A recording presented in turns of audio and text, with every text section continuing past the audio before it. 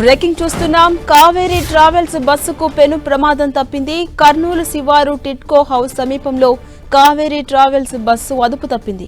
Road divider దాటి పక్క రోడ్డులోకి private travels bus దూసుకుపోయింది. ఎదురుగా ఏ వాహనం రాకపోవడంతో బస్సుకు పెను ప్రమాదం తప్పింది. కావేరీ ట్రావెల్స్ బస్సులో 29 మంది ప్రయాణికులు ట్రావెల్ చేస్తున్నారు. పెను ప్రమాదం తప్పిపోవడంతో వారంతా ఊపిరి పీల్చుకున్నారు. ప్రయాణికులను మరో బస్సులో పంపించారు.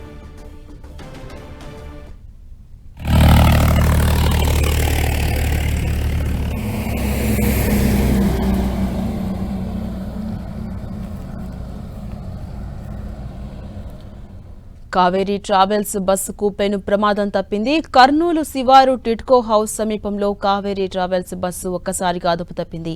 రోడ్డు డివైడర్ దాటి పక్క రోడ్డులోకి ప్రైవేట్ ట్రావెల్స్ బస్సు దూసుకుపోయింది.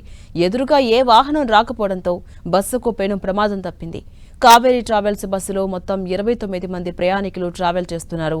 ఈ పెను ప్రమాదం తప్పిపోవడంతో వారంతా ఒక్కసారిగా ఊపిరి పీల్చుకున్నారు. ఇక ఆ ప్రయాణికులను మరో బస్సులో పంపించారు.